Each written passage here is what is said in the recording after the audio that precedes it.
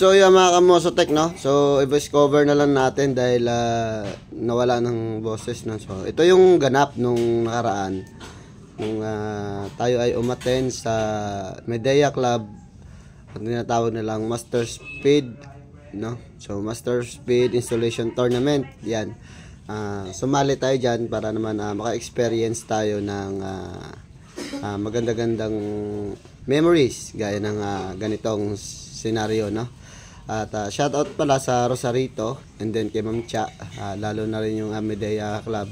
Shoutout sa inyo lahat at lahat ng mga master na sumali, sa lahat ng mga master tech natin dyan na ating nakalaban, no? So shoutout sa inyo lahat, magagaling kayong lahat. So yun, tayo ay sumabak na sa ating tournament. Yan. Tayo pala yung second of the last, no, Kamosotek. So, syempre kakabahan tayo dahil una ay syempre mga 4 minutes plus lang ang ano nila, 4 minutes and 17 seconds yung pinaka mababa, no? So pinaka mababang time na natapos, no?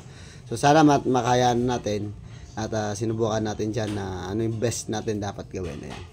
Yung Kamosotek, so sa pag-i-install naman diyan ay hindi naman standard. So kumbaga pabilisan lang na ma-clear lahat and then ma-wiringan ng tama.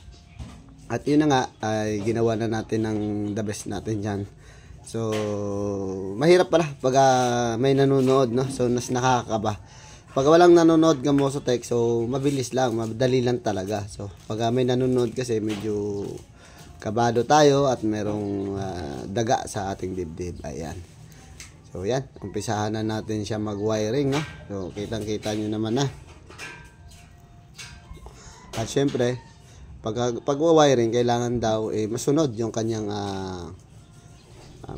rules na color coding, no? So normally ang color coding naman ng wiring lahat is blue, brown, black naman. So ayan, at sinunod natin yon. And then nakakalito lang kasi sa kanyang terminal dyan sa may indoor ay nandyan din yung main supply. So kailangan tumatugma mo yun. So dun nalilito ang iba, kaya dun nagkakamali yung mga karamihan nating master. At syempre, kailangan natin yung gawing the best. Yan.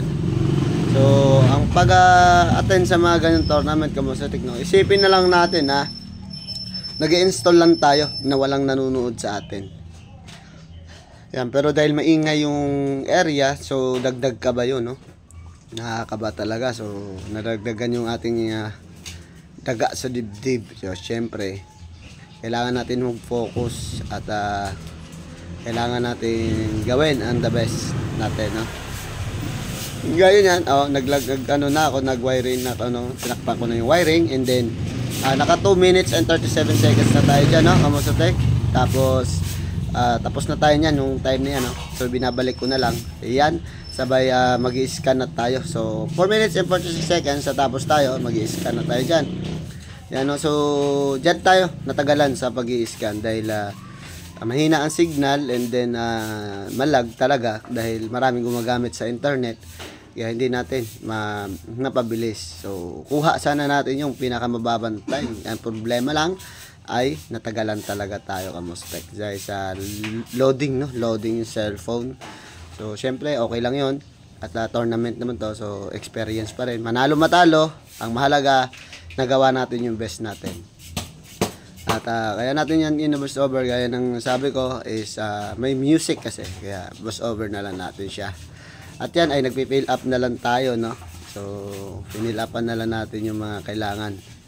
Ngayon mga kung kaninong customer, kaninong number, saang area, yan ay sinasabi nilang warranty, kumbaga tawagin. So sa cellphone para sa Medea Club Philippines. Yan. At syempre, gagawin na natin ng best. Natapos naman tayo niyan and 4 minutes and 7 seconds, no? So, tayo pa rin yung pinaka mababang oras na natapos, no? So, yan ay nakakaano talaga, no? Nakaka-excite and then nakakaganda. At yan ay tapos na tayo. Ayan. So, na-finish na tayo dyan, Kamosotek. Yan, kaway-kaway naman dyan. Yan. O, diba? Tapos tayo. So, yun lang naman, Kamosotek. At yun na, Kamosotek, no? So, ini-interview na tayo dito sa mga oras na to. At dahil tayo yung mababang time na natapos, so, interview tayo dyan. So, yun lang. Medaya lang talaga sa Kalama, Kamosotek. Thank you sa panonood.